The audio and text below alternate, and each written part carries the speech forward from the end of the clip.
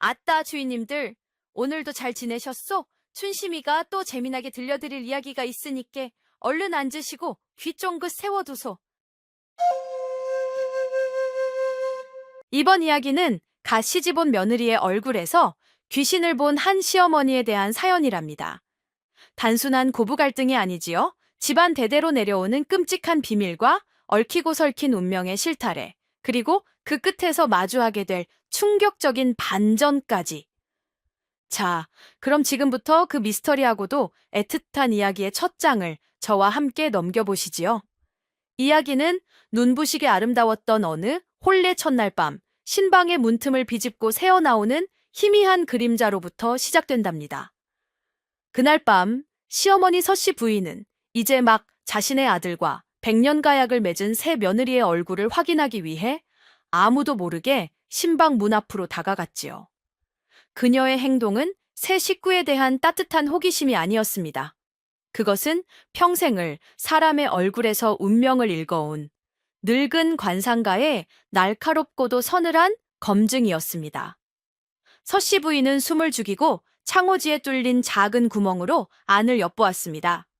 방 안은 붉은 비단, 이불과 원앙 베개, 그리고 밤을 밝히는 한 쌍의 촛불로 아늑하고도 설레는 분위기가 감돌고 있었지요.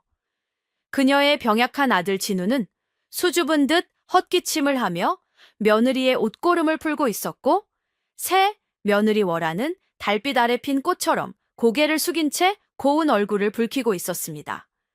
겉보기에는 더없이 평화롭고 아름다운 신방의 풍경이었습니다.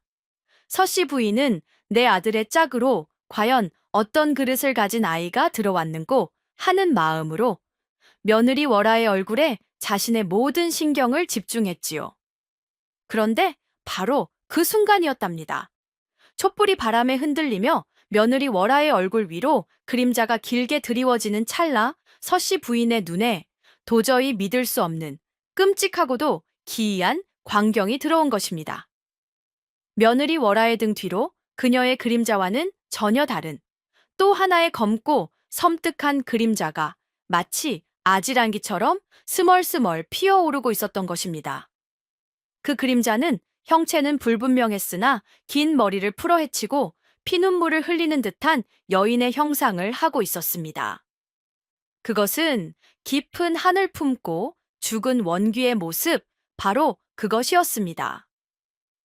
그 원귀의 그림자는 차가운 손을 뻗어 며느리의 어깨를 감싸 안고 서씨 부인을 향해 소리 없는 비명을 지르는 듯 입을 쩍 벌리고 있었습니다.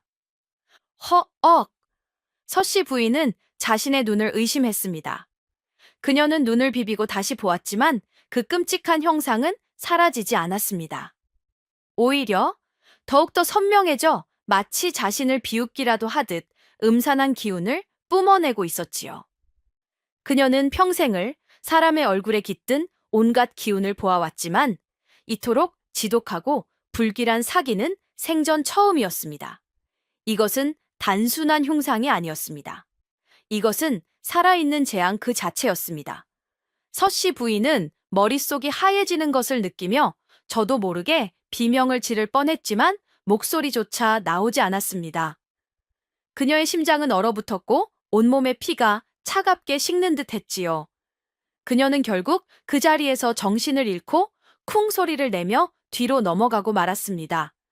그렇게 가장 축복스러워야 할 혼례 첫날 밤은 시어머니의 기이한 혼절과 아무도 알지 못하는 끔찍한 비밀의 서막으로 불길하게 얼룩지고 말았답니다.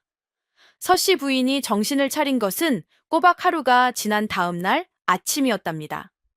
그녀는 자신의 방침상에 누워 있었고 머리맡에서는 아들 진우와 늙은 집사가 걱정스러운 얼굴로 그녀를 내려다보고 있었지요.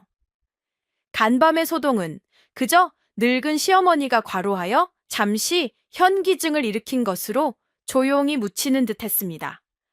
하지만 서씨 부인의 마음속에서는 거대한 폭풍이 휘몰아치고 있었지요. 내가 헛것을 본 것인가? 아니면 정말로 저 아이에게. 그녀는 몸을 추스르자마자 새 며느리 월아를 아침 문안 인사를 핑계로 자신의 방으로 불러들였습니다.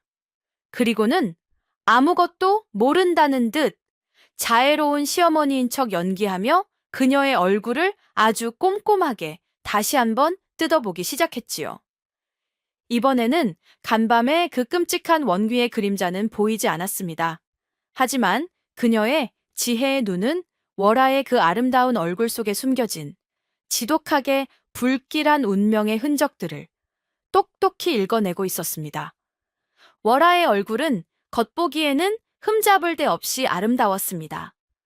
하지만 관상학적으로 볼 때 그것은 그야말로 최악의 흉상들이 절묘하게 조합된 무서운 얼굴이었습니다. 먼저 그녀의 눈은 도화안이었습니다.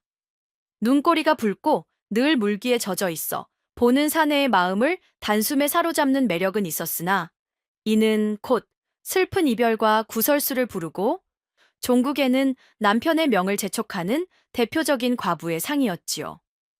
눈 밑에 자식궁인 와잠은 어둡고 움푹 파여 있어 혈육의 복이 지극히 박할 것임을 암시했습니다.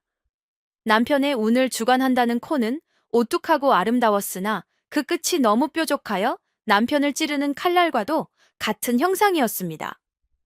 무엇보다도 서씨 부인을 경악해 한 것은 그녀의 인중과 입술이었습니다. 수명을 나타내는 인중은 너무나도 짧고 얕아 그녀 자신이 단명할 것임을 보여주고 있었고, 핏기 없이 창백한 입술은 그녀의 삶이 늘 병고와 외로움에 시달릴 것임을 말해주고 있었지요. 과부상에 단명상 그리고 무자식 팔자라. 이 모든 것을 종합해 볼 때 월하의 운명은 명백했습니다. 그녀는 남편을 일찍 여의고 자식도 없이 평생을 병과 외로움 속에서 고통받다가 젊은 나이에 요절할 그야말로 박복하기 짝이 없는 운명을 타고난 것이었습니다. 서씨 부인은 등골이 서늘해졌습니다. 간밤에 보았던 그 원귀의 그림자는 헛것이 아니었습니다. 그것은 바로 저 며느리의 끔찍한 운명이 그녀의 눈에만 보이는 불길한 기운으로 형상화된 것이 틀림없었습니다. 저 아이는 걸어다니는 재앙이다. 저 아이가 우리 집안에 있는 한 내 아들 진우의 목숨이 위태롭다. 그녀는 결심했습니다. 무슨 수를 써서라도 저 불길한 며느리를 자신의 아들 곁에서 떼어내야만 한다고. 아들의 목숨을 지키기 위해서라면 그 어떤 악독한 짓이라도 서슴지 않을 각오가 되어 있었지요. 서씨 부인이 어찌하여 이토록 며느리의 흉상에 병적으로 집착하고 그녀를 재앙 덩어리로 몰아쓰는지 그 이유를 알려면 그녀의 숨겨진 과거 이야기를 먼저 들어보아야 한답니다. 서씨 부인은 본디 그저 평범한 양반가의 안주인이 아니었습니다. 그녀는 젊은 시절 아버지로부터 물려받은 비범한 관상 보는 재주로 장안의 이름이 자자했던 용한 여성 관상가였지요. 그녀의 지혜의 눈은 사람의 얼굴에 숨겨진 길흉화복을 거울처럼 정확히 읽어냈고 그녀의 예언은 단 한 번도 틀린 적이 없었다고 합니다. 하지만 그 뛰어난 재주가 오히려 그녀에게는 끔찍한 독이 되고 말았습니다.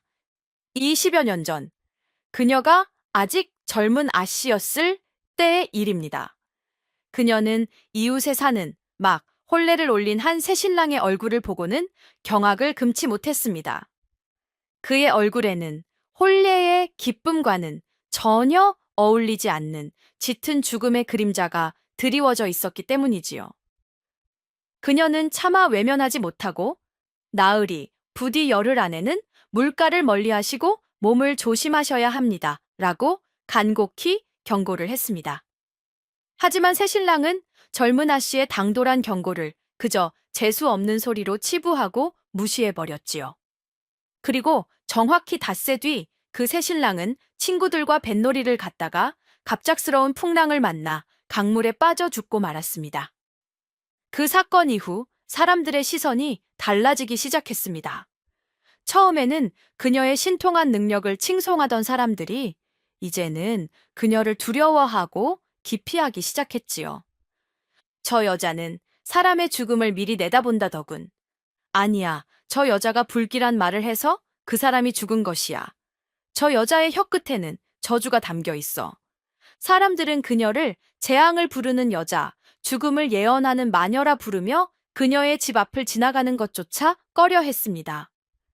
그녀는 자신의 의도와는 상관없이 사람들에게 불행을 예고하고 그 불행의 원인으로 지목받는 끔찍한 고립 속에 갇히게 된 것입니다. 그녀를 가장 고통스럽게 만들었던 것은 자신의 가장 친한 동무의 죽음을 예견했던 사건이었습니다. 그녀는 동무의 얼굴에서 단명상을 읽고는 어떻게든 그 운명을 바꾸어 보려 애썼지만 결국 동무는 20살의 꽃다운 나이에 시름시름 앓다가 세상을 떠나고 말았지요. 그 사건 이후 서씨 부인은 깊은 충격과 죄책감에 빠져 다시는 다른 사람의 관상을 보지 않겠다고 굳게 맹세했습니다. 그녀는 자신의 그 비범한 눈을 스스로 닫아버린 것입니다. 그녀는 관상학 책을 모두 불태워버리고 평범한 양반가의 아내가 되어 자신의 능력을 철저히 숨긴 채 살아왔지요. 그녀에게 불길한 관상이란 피할 수 없는 운명이자 자신에게 끔찍한 상처를 안겨준 재앙 그 자체였습니다. 그녀는 평생을 불운의 그림자로부터 도망치기 위해 발버둥 쳐온 것입니다. 그런데 이제 자신의 하나뿐인 아들이 자신이 평생을 피해왔던 그 최악의 흉상을 가진 여인을 제 아내로 맞아들인 것입니다. 그녀의 오랜 악몽이 현실이 되어 자신의 집 안방까지 쳐들어온 셈이지요. 그녀가 어찌 이 상황을 이성적으로 받아들일 수 있었겠습니까? 그녀의 며느리를 향한 증오는 단순히 한 여인에 대한 미움이 아니었습니다. 그것은 바로 자신의 과거의 상처와 운명이라는 거대한 공포에 대한 병적인 발버둥이었던 것입니다. 서씨 부인이 이토록 며느리를 반대하고 저주하는데도 대체 아들 진우는 어찌하여 월하와의 혼인을 강행했던 것일까요? 그 사연 또한 참으로 애틋하고 운명적이었답니다. 강진우, 그는 서씨 부인의 금지옥엽 외아들이었습니다.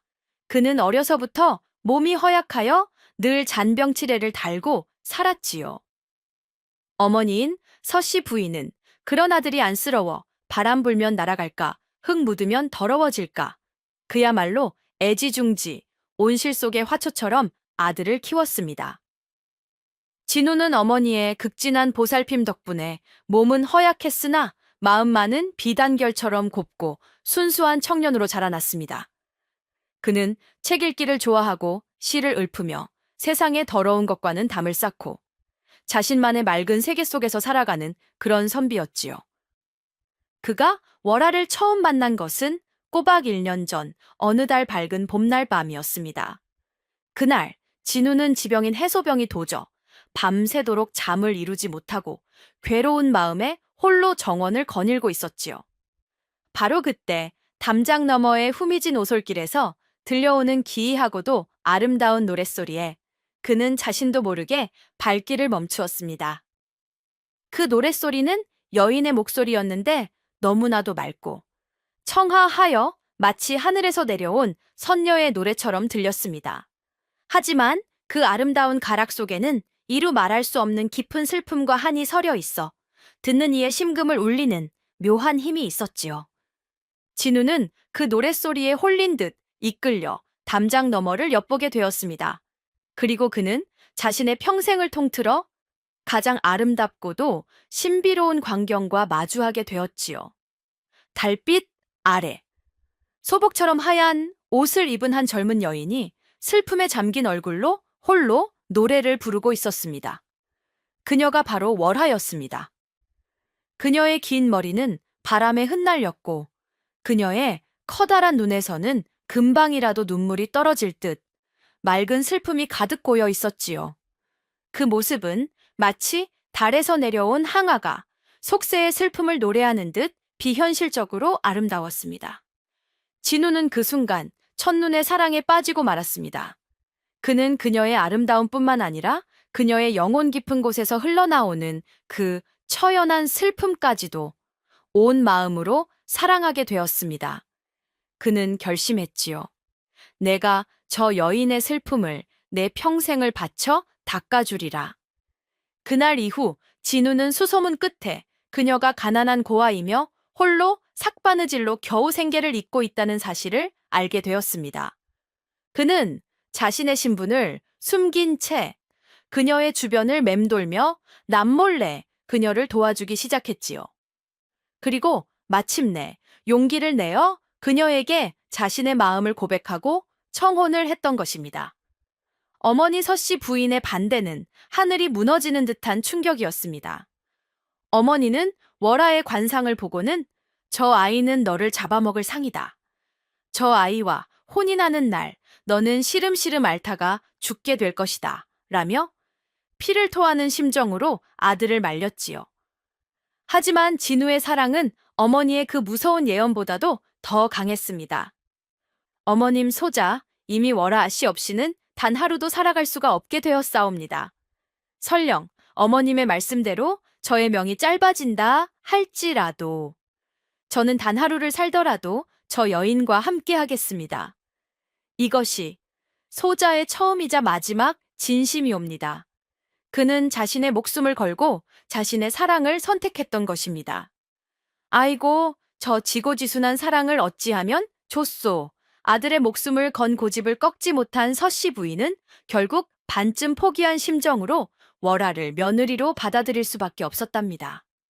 하지만 그녀는 결코 월하를 진정한 가족으로 인정한 것이 아니었지요. 그녀의 눈에 월하는 언제 아들의 목숨을 앗아갈지 모르는 집안에 들어온 불길한 재앙 덩어리일 뿐이었습니다. 그날부터 서씨 부인은 며느리를 마치 살아있는 시체 취급하듯 투명 인간처럼 대하기 시작했습니다. 그녀는 며느리와 눈도 마주치지 않았고 말 한마디 섞지 않았으며 마치 그녀가 그 공간에 없는 사람인 것처럼 철저하게 무시하고 고립시켰지요.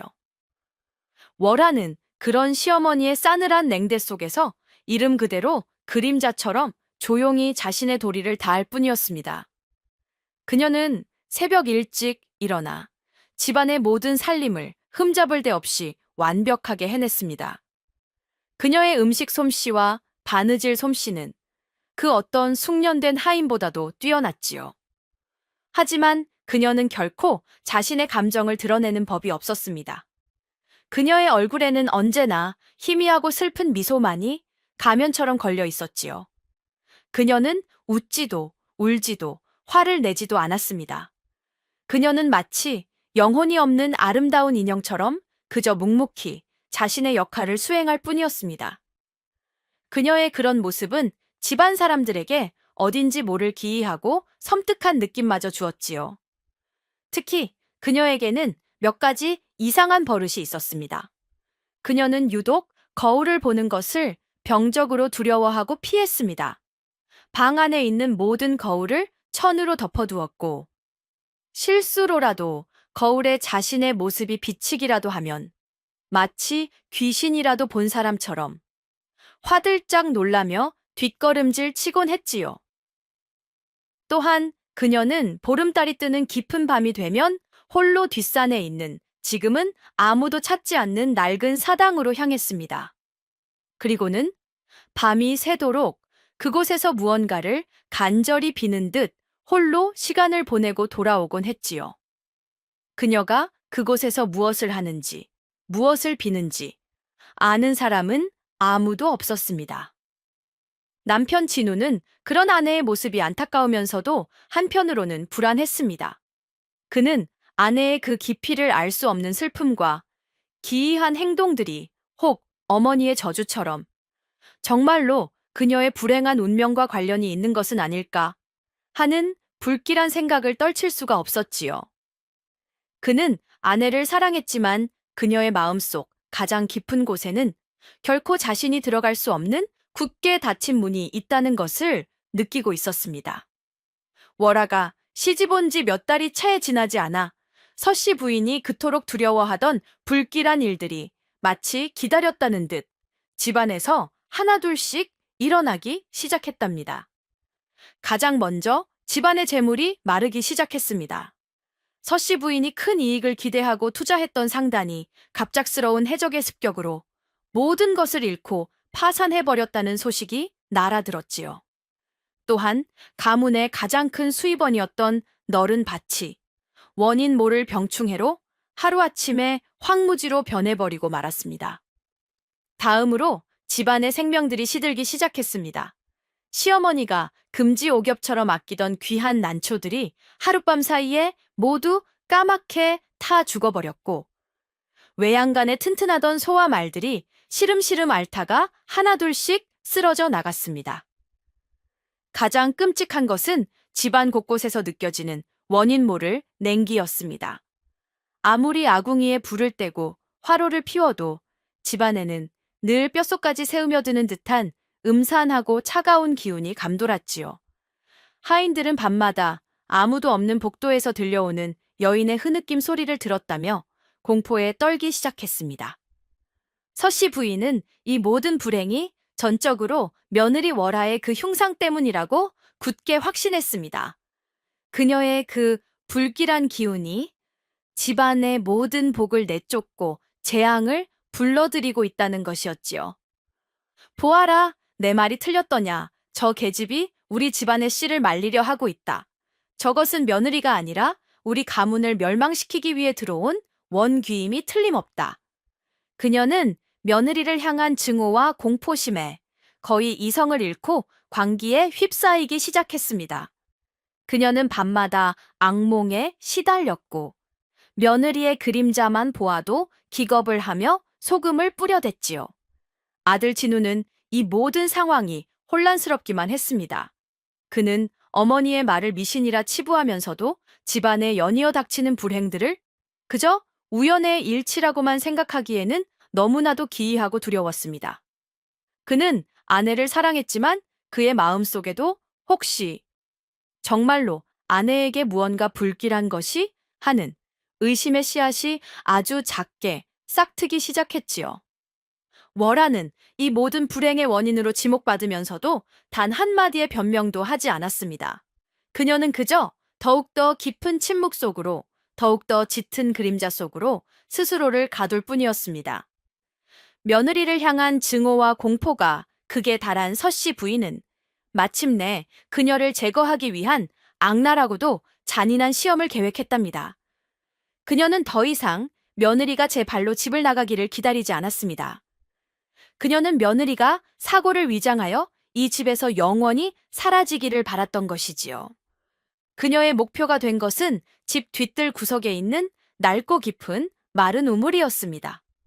그 우물은 수십 년간 아무도 사용하지 않아 안에는 썩은 물과 진흙, 그리고 온갖 흉측한 것들이 가득 차 있었지요.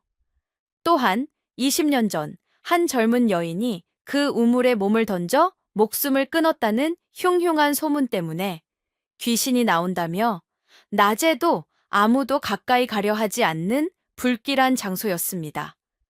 어느 날 서씨 부인은 며느리 월하를 불러 아주 자애로운 척 거짓 미소를 지으며 말했습니다. 아가, 요즘 우리 집안에 좋지 않은 일들이 너무나도 많구나. 내가 어젯밤 꿈을 꾸었는데 부처님께서 말씀하시길 집안의 가장 깊고 더러운 곳을 깨끗이 정화하면 모든 애군이 물러갈 것이라 하셨다. 그녀는 우물을 가리키며 서슬퍼런 목소리로 명했지요. 그러니 네가 오늘 저 마른 우물 안으로 직접 들어가 그 바닥까지 깨끗하게 청소를 하도록 하여라.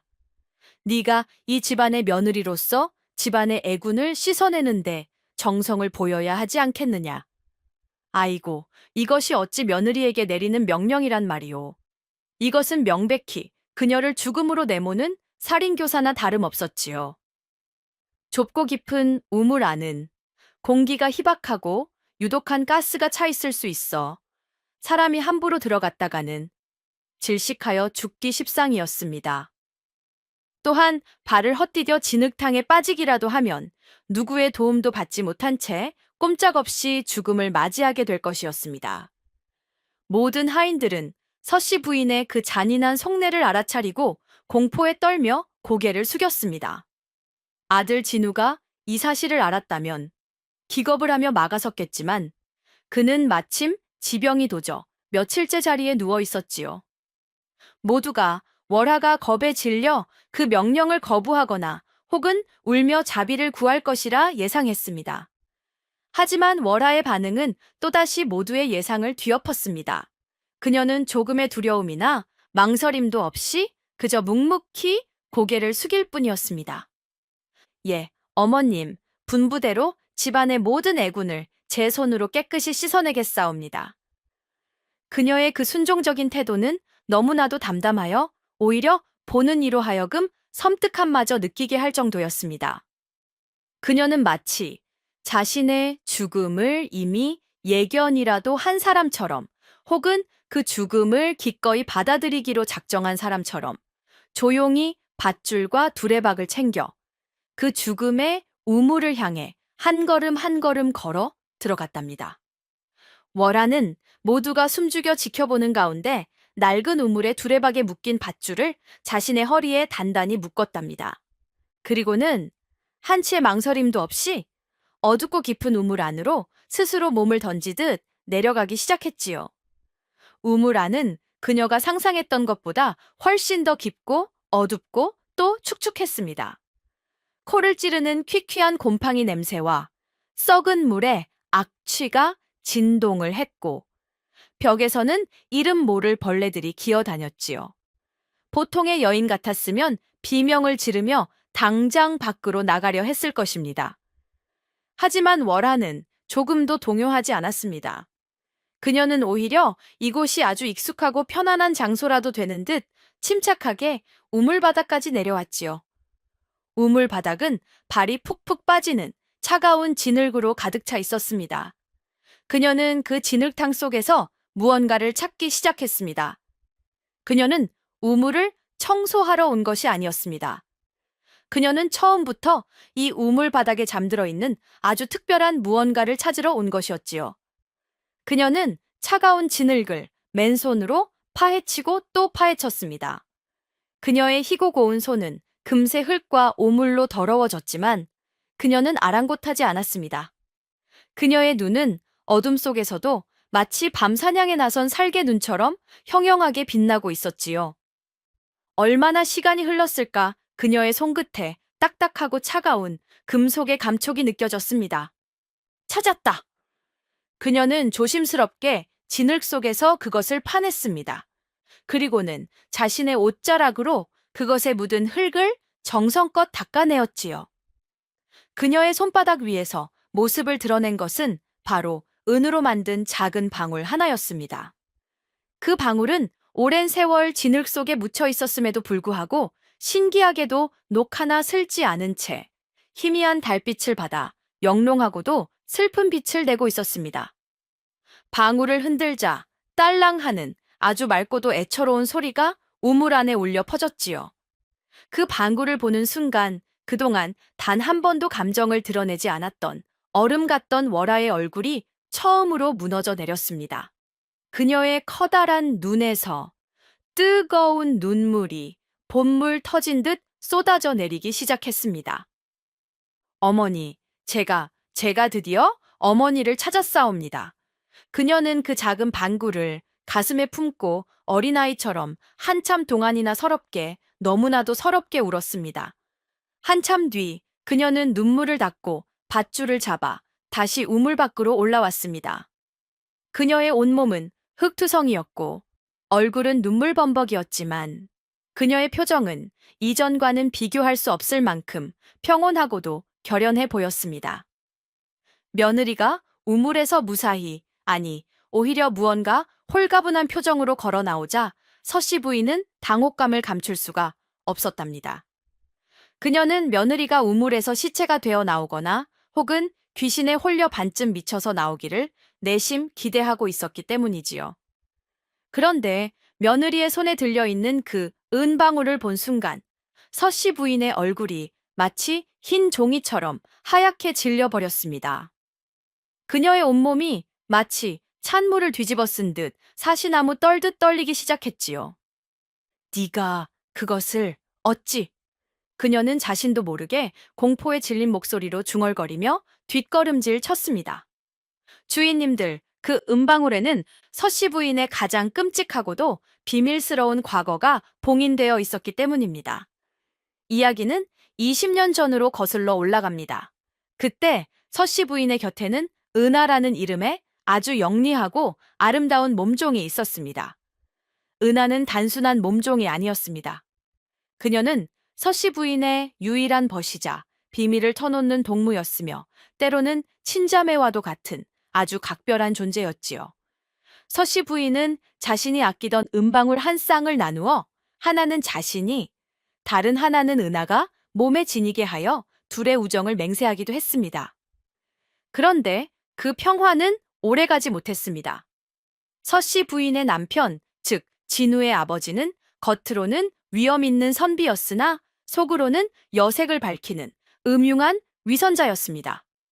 그는 아내의 눈을 피해 아내가 가장 아끼던 몸종 은하를 힘으로 겁탈하는 끔찍한 죄를 저지르고 말았지요.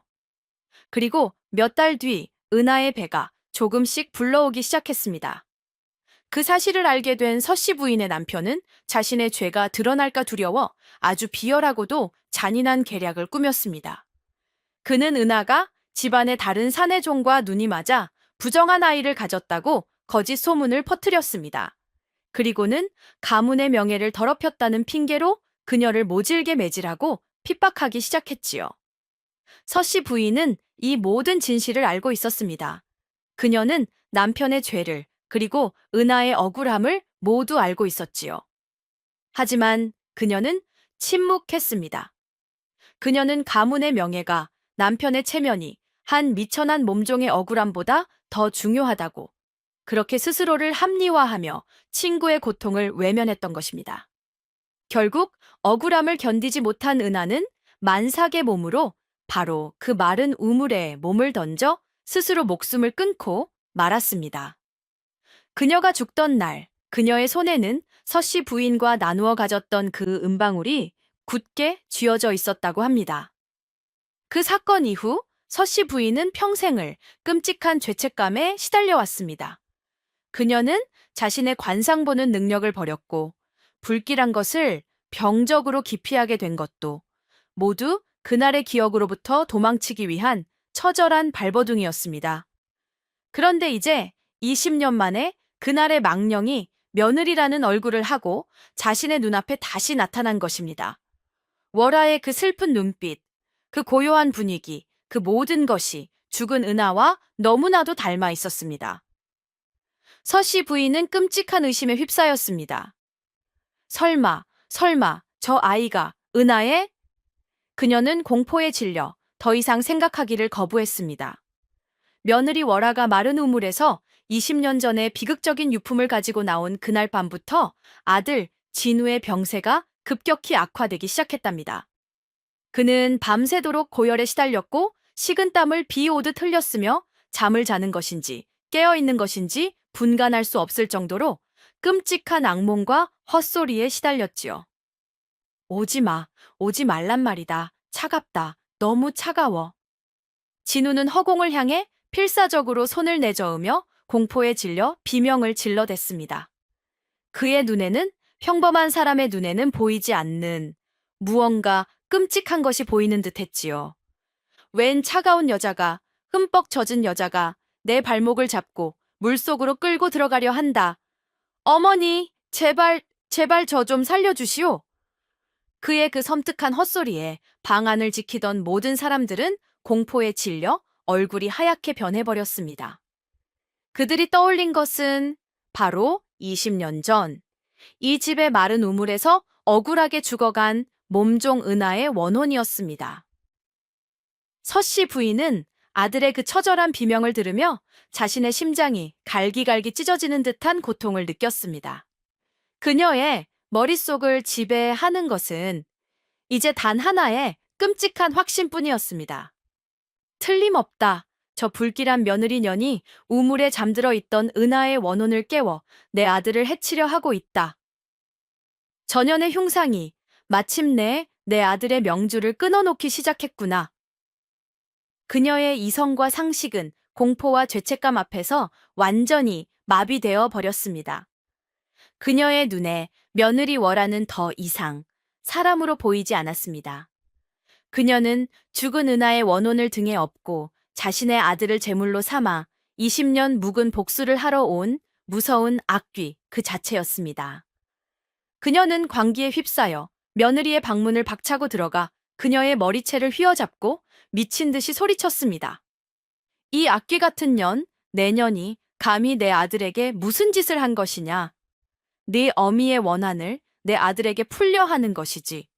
내가 당장 너를 찢어 죽여 내 아들을 지켜낼 것이다. 월하는 시어머니의 그 광기 어린 모습에 아무런 저항도 하지 않고 그저 슬픈 눈으로 그녀를 바라볼 뿐이었습니다. 그녀의 눈빛은 마치 당신이 보고 있는 것은 내가 아닙니다. 당신의 죄책감입니다라고 말하고 있는 듯 했지요. 하지만 그 미묘한 의미를 이미 광기에 사로잡힌 시어머니가 알아챌 리가 만무했습니다. 그녀는 이제 아들을 살리기 위해서라면 자신의 손에 피를 묻히는 것조차 서슴지 않을 위험하고도 광적인 어미가 되어버린 것입니다. 이제 이 이야기의 가장 기막히고도 슬픈 비밀을 털어놓아야 할 때가 온 것 같소이다. 시어머니 서씨, 부인의 짐작은 반은 맞고 반은 틀렸답니다. 며느리 월하는 정말로 20년 전 그 마른 우물에서 억울하게 죽어간 몸종 은하의 하나뿐인 딸이 맞았습니다. 은하는 죽기 직전 자신이 뱃속에 품고 있던 생명이 주인마님의 남편, 즉 서씨 부인의 남편의 아이라는 끔찍한 진실을 차마 밝힐 수가 없었습니다. 그녀는 또한 자신의 죽음으로 인해 자신의 아이마저 부정한 씨앗으로 낙인 찍혀 멸시받으며 살아가게 될 것을 두려워했지요. 그녀는 우물에 몸을 던지기 며칠 전 아무도 모르게 산 너머의 작은 암자로 찾아갔습니다. 그리고는 갓 낳은 자신의 딸을 주지 스님에게 맡기며 눈물로 애원했지요. 스님, 부디 이 아이를 거두어 주시옵소서. 그리고 훗날 이 아이가 자라거든 이 어미의 억울함을 반드시 풀어달라고 전해주시옵소서. 그렇게 월하는 절에서 자신의 출생의 비밀도 모른 채 조용하고 외롭게 자라났습니다. 그녀가 20살이 되던 해 주지 스님은 마침내 그녀에게 모든 진실을 알려주었지요. 그녀의 어머니가 누구이며 어떤 억울한 죽음을 맞이했는지를. 그날 이후 월하의 삶의 목표는 오직 단 하나가 되었습니다. 바로 복수였지요. 그녀는 어머니의 누명을 벗기고 자신의 어머니를 죽음으로 내몬 진짜 범인에게 똑같은 고통을 되돌려 주리라 굳게 맹세했습니다. 그녀는 자신의 아름다운 외모와 청명한 머리를 복수의 무기로 삼기로 했습니다. 그녀는 수년에 걸쳐 자신의 복수 대상인 서씨 부인 집안에 대해 샅샅이 조사를 했지요.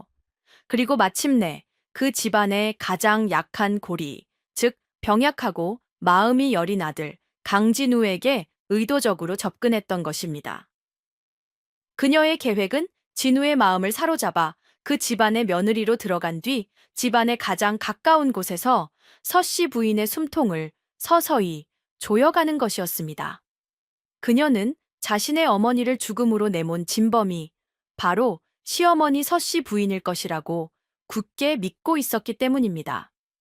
질투에 눈이 먼 안주인이 남편의 아이를 가진 몸종을 끔찍하게 모함하여 죽였다고 그렇게 생각했던 것입니다. 그녀가 우물에서 나머지 은방울 한 짝을 찾아내고 눈물을 흘렸던 것은 단순히 어머니에 대한 그리움 때문만은 아니었습니다. 그것은 자신의 복수가 이제 막 본격적으로 시작될 것임을 알리는 결의의 눈물이었습니다. 하지만 사람의 마음이란 것이 어찌 계획대로만 흘러가던가요? 그녀의 그 차가운 복수의 계획에 아주 큰 변수가 생기고 말았으니 월하가 이씨 종갓집의 며느리가 되어 들어온 것은 처음부터 끝까지 아주 치밀하게 계획된 복수극의 일부였답니다.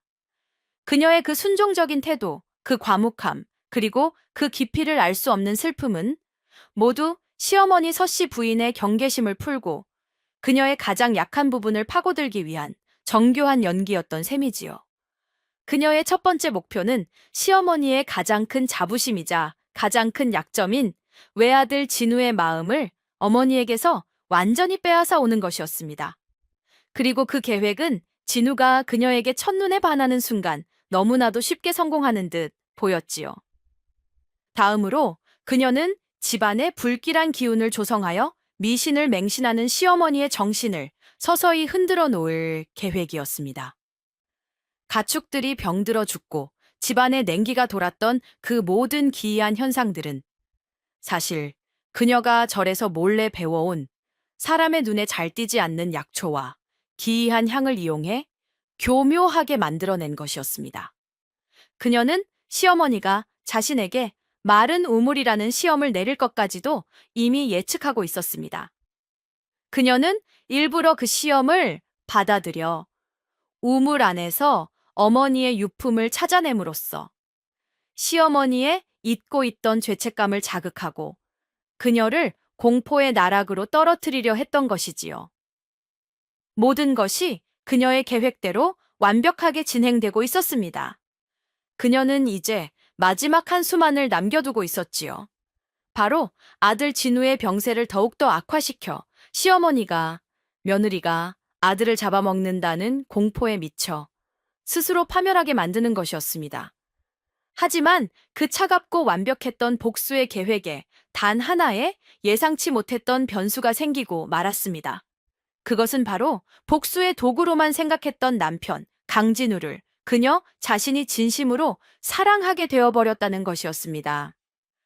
그녀는 처음에는 진우의 그 순수하고 맹목적인 사랑을 그저 자신의 계획을 위한 편리한 도구쯤으로 여겼습니다.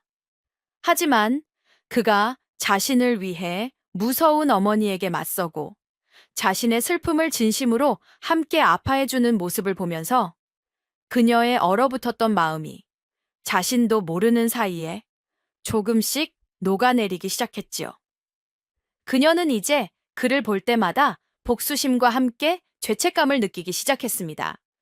그의 병세가 악화될 때마다 그녀는 자신의 계략이 성공하고 있음에 안도하면서도 동시에 그가 고통스러워하는 모습에 가슴이 찢어지는 듯한 아픔을 느꼈습니다.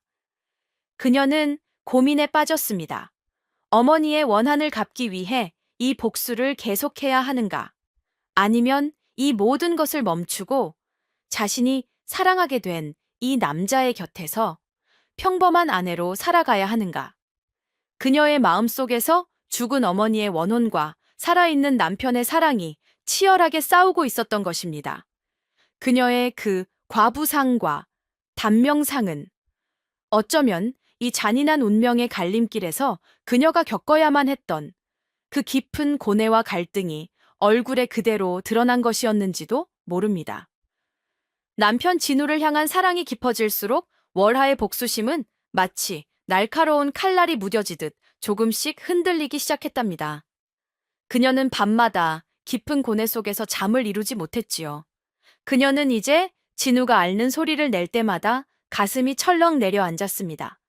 그녀가 피워놓은 사람의 기력을 서서히 쇠하게 만드는 그 기이한 향이 혹여 정말로 그의 목숨을 위협하게 되는 것은 아닐까 하는 두려움에 휩싸였지요. 그녀는 몇 번이고 그 향을 치워버리려 했지만 그럴 때마다 20년 전 억울하게 죽어간 어머니의 피눈물이 떠올라 차마 그러지도 못하고 괴로워했습니다. 그녀의 마음이 이처럼 흔들리고 있다는 것을 남편 진우가 어찌 모를 수 있었겠습니까? 그는 비록 몸은 병약했지만 마음의 눈은 그 누구보다도 밝은 사람이었습니다. 그는 아내의 그 깊은 슬픔과 설명할 수 없는 고뇌를 어렴풋이 느끼고 있었지요.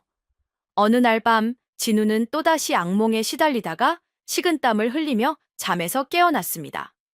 그의 곁에는 아내 월하가 눈물을 글썽이며 그의 이마를 닦아주고 있었지요.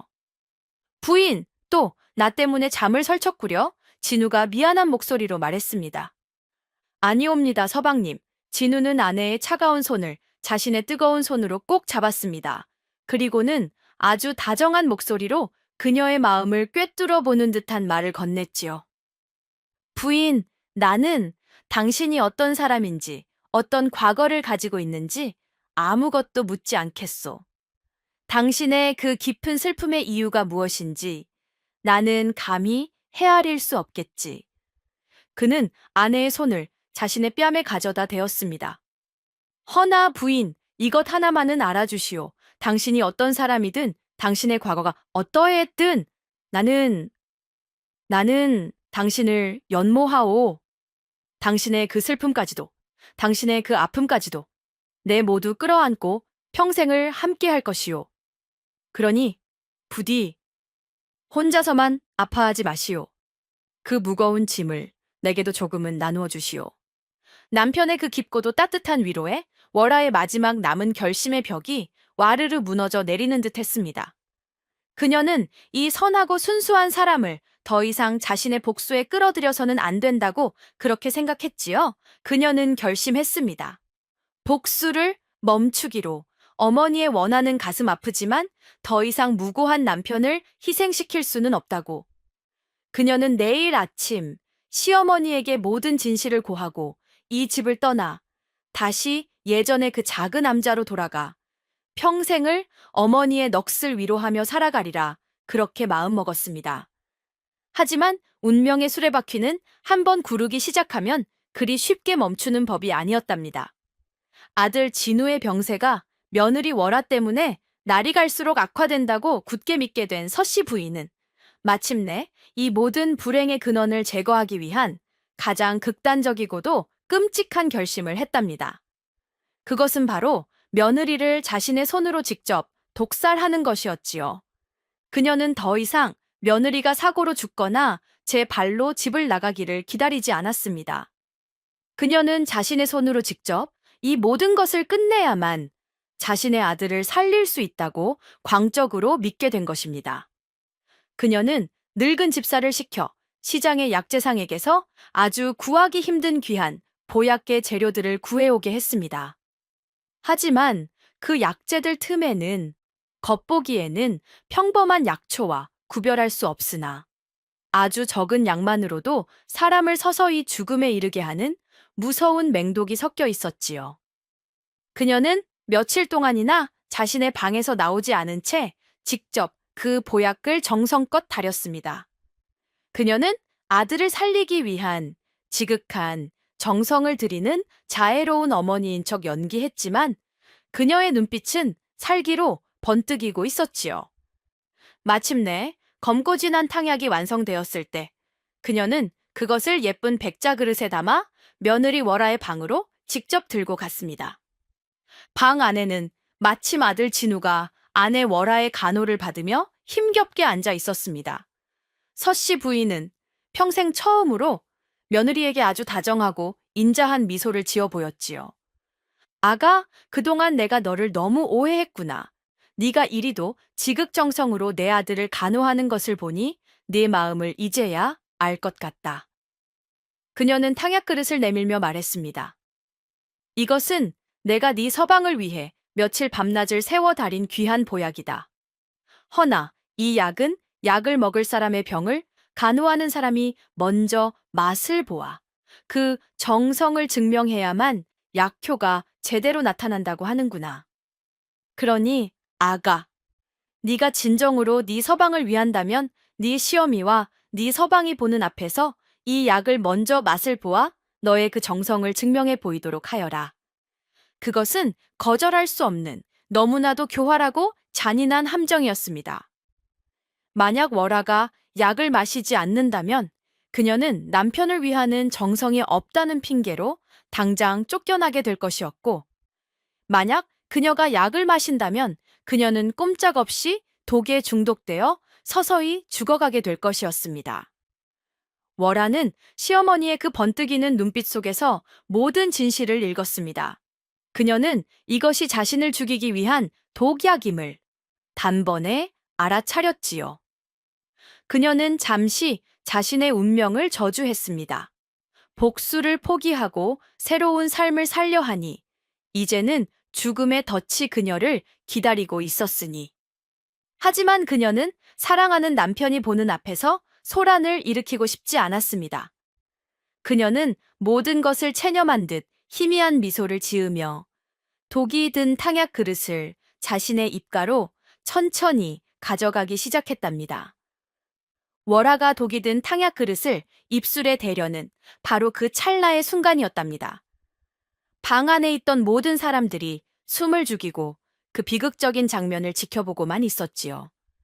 바로 그때 병상에 힘없이 앉아있던 남편 진우가 어디서 그런 힘이 났는지 아니 도어 하는 절박한 외침과 함께 자리에서 벌떡 일어났습니다. 그는 앓는 몸을 이끌고 비틀거리며 뛰쳐나와 아내의 손에 들려있던 그 탕약 그릇을 낚아채듯 빼앗아 들었습니다. 서방님, 아들아, 월하와 서씨 부인의 놀란 비명이 동시에 터져 나왔지만 이미 때는 늦어버린 뒤였습니다. 진우는 한치의 망설임도 없이 그 검고 쓴 탕약을 자신의 입에 모두 털어넣어 단숨에 마셔버렸습니다. 컥! 윽!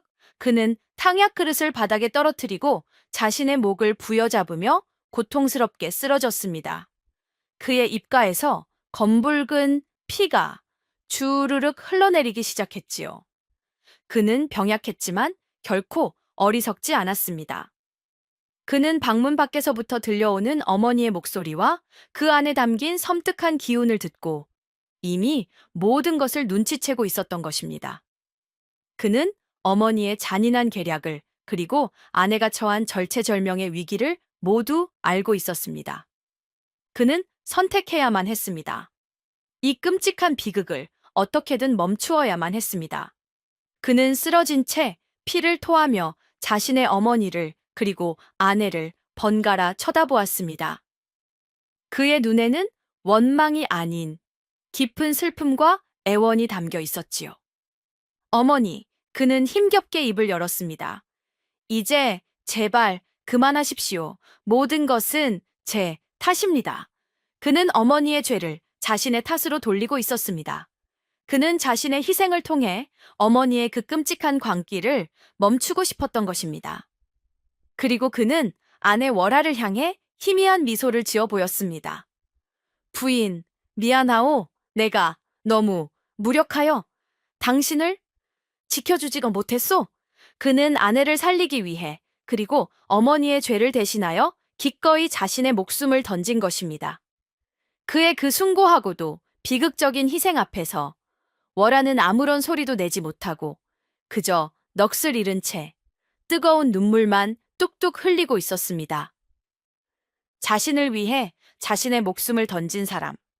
그녀의 얼어붙었던 마음은 이제 복수심이 아닌 감당할 수 없는 사랑과 찢어지는 듯한 슬픔으로 완전히 녹아내리고 있었답니다.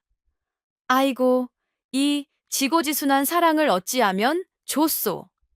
아들 진우가 피를 토하며 쓰러지는 충격적인 광경 앞에서 서씨 부인은 완전히 이성을 잃고 짐승처럼 울부짖었답니다.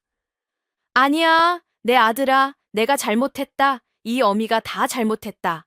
그녀는 아들의 시신을 끌어안고 뒤늦은 후회와 참회에 눈물을 쏟아냈지요.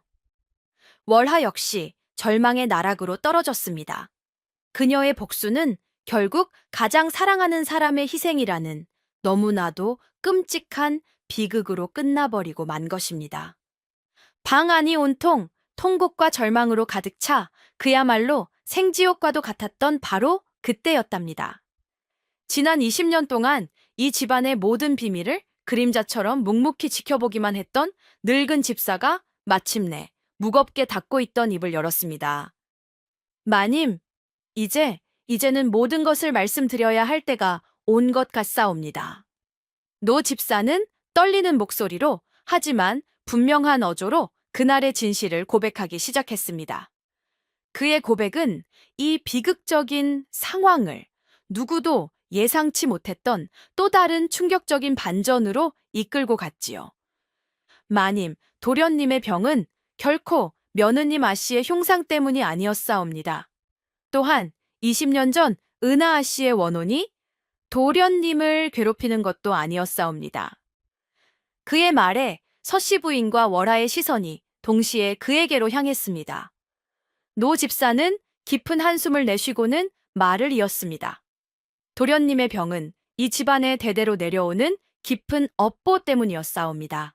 그리고 그 업보의 시작은 바로 20년 전 돌아가신 대감마님께서 저지르신 끔찍한 죄악에서부터 비롯된 것이옵니다. 노 집사의 입에서 20년 동안이나 굳게 봉인되어 있던 상자가 마침내 열리기 시작한 것입니다. 그는 진우의 아버지였던 서씨 부인의 남편이 사실은 겉보기와는 달리 아주 포악하고 잔인한 성품의 소유자였다는 충격적인 사실을 털어놓았습니다. 그는 자신의 권세를 이용하여 수많은 약한 자들을 짓밟고 그들의 재산을 빼앗았으며 심지어는 마님, 사실 20년 전 은하아 씨를 겁탈하고 그 사실이 드러날까 두려워 그녀에게 누명을 씌우고 마침내는 저 마른 우물에 밀어 넣어 죽인 진짜 범인은? 노 집사는 떨리는 목소리로 힘겹게 말을 이었습니다. 바로 돌아가신 대감마님, 마님의 지아비셨사옵니다. 서씨 부인은 마치 거대한 망치로 머리를 얻어맞은 듯한 엄청난 충격을 받았습니다. 월아 역시 자신의 귀를 의심하며 그 자리에 얼어붙고 말았지요. 노 집사는 눈물을 흘리며 20년 전 그날 밤의 모든 진실을 낱낱이 고백했습니다. 서씨 부인의 남편은 아내 몰래 힘없는 몸종 은하를 상습적으로 겁탈해왔습니다. 그리고 은하가 자신의 아이를 임신했다는 사실을 알게 되자 그는 자신의 추악한 죄가 드러날까 두려워 그녀를 제거하기로 마음먹었던 것입니다. 그는 은하가 다른 사내 종과 눈이 맞아 부정한 아이를 가졌다는 거짓 소문을 퍼뜨렸습니다. 그리고는 가문의 명예를 더럽혔다는 핑계로 그녀를 모질게 매질하고 핍박했지요.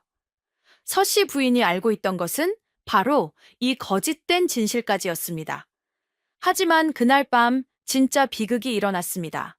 억울함을 견디지 못한 은하가 모든 진실을 마님께 고하겠다며 서씨 부인의 방으로 향하자 대감마님은 그녀의 뒤를 쫓아가 그녀의 입을 막고 실랑이를 벌이다가 그만 그녀를 우물 안으로 밀어 떨어뜨리고 말았던 것입니다. 그것은 사고가 아닌 명백한 살인이었습니다. 노 집사는 우연히 그 모든 광경을 숨어서 목격했던 유일한 증인이었습니다. 하지만 그는 주인의 서슬퍼런 협박과 자신의 목숨이 두려워 20년 동안이나 그 끔찍한 비밀을 가슴에 묻고 죄인처럼 살아왔던 것입니다. 마님, 소인이 죽을 죄를 지었사옵니다. 그때 제가 용기를 내어 진실을 밝혔더라면 은하아 씨도 그리고 오늘 도련님도 일이 되지는 않았을 것을 노 집사는 바닥에 엎드려 오열했습니다. 그의 고백은 이 집안을 지배해온 모든 거짓과 위선을 한순간에 무너뜨려 버렸습니다. 늙은 집사의 충격적인 고백은 이 비극적인 이야기의 마지막 조각을 제자리에 맞추어 놓았답니다. 서씨 부인은 멍하니 허공을 응시했습니다. 그녀의 머릿속에서 지난 20년간 그녀를 괴롭혀왔던 모든 수수께끼들이 끔찍한 진실의 모습으로 하나둘씩 풀려나가고 있었지요. 그녀는 깨달았습니다. 며느리 월아의 등 뒤에서 보았던 그 섬뜩한 원귀의 그림자는 결코 월아 어머니의 원혼이 아니었다는 것을. 그것은 바로 남편의 끔찍한 죄를 알고도 가문의 명예를 위해 평생을 침묵하고 방관했던 자기 자신의 죄책감이 만들어낸 끔찍한 환영이었다는 것을. 그녀는 며느리 월아의 얼굴 위로 자신이 애써 외면하고 잊으려 했던 억울하게 죽은 동무 은하의 그림자를 스스로 덧씌워보고 있었던 것입니다. 또한 그녀가 며느리의 얼굴에서 읽어냈던 그 불길한 과부상과 단명상 역시 며느리 자신의 운명이 아니었다는 것을 깨달았습니다. 그것은 바로 자신의 죄책감이 투영된 거울과도 같은 것이었습니다. 그녀는 며느리의 얼굴에서 자신의 아들이 아버지의 죄값으로 단명하게 될 것이라는 미래를 보았던 것입니다. 또한 자신이 남편을 잃고 아들마저 잃게 될 과부가 될 것이라는 자기 자신의 끔찍한 운명을 며느리의 얼굴을 통해 거울처럼 비춰보았던 것입니다. 그녀의 관상 실력은 틀리지 않았습니다. 다만 그녀는 그 관상이 누구의 것인지를 애써 부정하고 있었을 뿐입니다. 그녀는 미친 듯이 웃기 시작했습니다. 하하, 하하하, 결국 내 탓이었구나. 모든 것이 이 나 때문이었어. 내가 내 아들을 죽인 것이야. 그녀는 자신의 죄가 만들어낸 공포와 그 죄의 대가가 아들에게로 돌아왔다는 끔찍한 진실 앞에서 완전히 무너져 내리고 말았습니다. 월하 역시 이 모든 진실 앞에서 깊은 충격과 혼란에 휩싸였습니다. 그녀가 평생을 증오하고 복수를 다짐했던 원수가 바로 시어머니가 아니라 이미 죽고 없는 시아버지였다니. 그리고 그 복수의 칼날이 결국 자신이 사랑하게 된 남편에게로 향하고 말았다니. 이 얼마나 지독하고도 엇갈린 운명의 장난이란 말인가. 그녀의 복수는 그 시작부터 잘못된 것이었습니다. 모든 진실이 밝혀지고 서씨 부인이 자신의 죄가 만들어낸 광기 속에서 절규하고 있을 때 기적 같은 일이 벌어졌답니다. 죽은 줄로만 알았던 아들 진우가 희미하게 어머니 하며 눈을 뜬 것입니다. 그가 마신 독은 맹독이기는 했으나 그 양이 치사량에는 조금 미치지 못했던 모양입니다. 또한 월하가 평소 그의 기력을 보충해주기 위해 몰래 먹였던 귀한 약초들이 그의 몸속에서 해독 작용을 했던 것이지요. 진우는 죽음의 문턱에서 가까스로 돌아온 것입니다. 아들이 살아있다는 사실에 서씨 부인은 광기에서 벗어나 아들에게 달려가 그를 부둥켜 안고 오열했습니다. 그녀는 처음으로 며느리 월하의 앞에 무릎을 꿇고 자신의 모든 죄를 눈물로 참회하며 용서를 빌었지요. 아가, 내가 죽을 죄를 지었다. 이 못난 시어미를 부디 용서해다오. 월하는 그런 시어머니를 원망의 눈으로 바라보지 않았습니다. 그녀는 조용히 시어머니를 일으켜 세워 그녀의 손을 잡아주었지요. 그녀의 마음속에 있던 10년 묵은 증오와 복수심은 남편의 그 숭고한 희생과 사랑 앞에서 이미 눈 녹듯 사라진 지 오래였습니다. 일어나셔요, 어머님. 이제 모든 것이 끝났습니다. 그날 이후 서씨 부인은 완전히 다른 사람이 되었습니다. 그녀는 자신의 모든 재산을 팔아 억울하게 죽은 은하의 넋을 위로하는 아주 큰 천도제를 올렸습니다. 또한 남은 재산은 모두 가난하고 억울한 사람들을 돕는 데에 사용했지요. 신기하게도 그녀가 자신의 죄를 참회하고 선행을 베풀기 시작하자 집안을 맴돌던 그 음산한 냉기가 거짓말처럼 사라졌습니다. 그리고 아들 진우의 병세 또한 하루가 다르게 호전되어 마침내 예전의 건강한 모습을 되찾을 수 있었지요. 이 집안을 짓누르던 20년 묵은 업보의 사슬이 마침내 끊어지는 순간이었습니다. 월하는 자신의 길고 길었던 복수를 증오가 아닌 용서로 마무리 지었습니다. 그리고 그 끝에서 그녀는 잃어버린 어머니의 명예와 함께 자신이 평생을 함께할 소중한 가족과 사랑을 얻게 된 것입니다. 모든 폭풍이 지나가고 이씨 종갓집에는 마침내 20년 만에 처음으로 따뜻하고 평화로운 시간이 찾아왔답니다. 서씨 부인은 더 이상 며느리의 관상을 두려워하지 않았습니다. 그녀는 자신의 관상 보는 능력을 이제는 사람을 판단하고 저주하는 데 쓰는 것이 아니라 그들의 아픔을 보듬고 더 나은 길을 찾아주는 따뜻한 지혜로 사용하기 시작했지요. 남편 진우는 죽음의 문턱에서 돌아온 뒤 이전보다 훨씬 더 강인하고 성숙한 사람으로 거듭났습니다. 그는 아내의 깊은 사랑과 어머니의 희생적인 참회를 평생 잊지 않고 두 여인을 지극정성으로 아끼고 사랑하는 든든한 가장이 되었지요.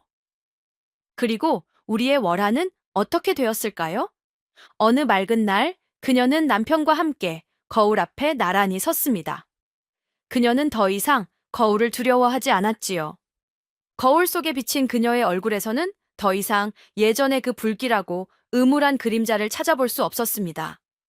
그녀의 눈 밑을 어둡게 하던 슬픔의 그늘은 사라지고 맑고 따뜻한 빛이 가득했으며 핏기 없던 입술에는 행복한 미소가 피어나고 있었지요. 진우가 아내의 얼굴을 들여다보며 미소 지으며 말했습니다. 부인, 이제 당신의 얼굴에서는 그 어떤 흉상도 보이지 않소. 당신은 세상에서 가장 복된 현모양처의 상을 하고 있구려. 월하는 남편의 어깨에 기대어 행복하게 웃으며 대답했습니다. 아니옵니다, 서방님. 제 얼굴이 변한 것이 아니옵니다. 그저 제 얼굴을 비추는 서방님의 그 따뜻한 사랑의 거울이 제 운명을 바꾸어 준 것이지요. 그녀의 관상은 정해진 것이 아니었습니다. 그것은 20년 전의 비극적인 과거와 시어머니의 죄책감이라는 거울의 빛이요. 흉상으로 보였을 뿐입니다. 하지만 이제 남편의 사랑과 자신의 용서라는 새로운 거울 앞에서 그녀의 관상은 마침내 제 본래의 아름답고 복된 모습을 되찾게 된 것입니다. 그렇게 거울 속의 그림자 이야기는 우리에게 한 가지 소중한 진리를 가르쳐 주며 끝이 난답니다. 운명이란 결코 정해진 것이 아니며 우리가 어떤 마음의 거울로 세상을 바라보느냐에 따라 그리고 과거의 상처를 용서하고 현재의 사랑을 선택하는 우리의 의지를 통해 얼마든지 새롭게 만들어 나갈 수 있다는 것을 말이오. 자, 주인님들, 오늘 춘심이가 들려드린 거울 속의 그림자 이야기는 여기까지랍니다. 부디 주인님들께서도 자신의 삶이라는 거울 앞에서 가장 아름답고 행복한 모습을 비추며 살아가시기를 이 춘심이가 간절히 바라겠소이다. 다음에 또 재미난 이야기 보따리 들고 찾아뵙겠습니다. 고맙소이다.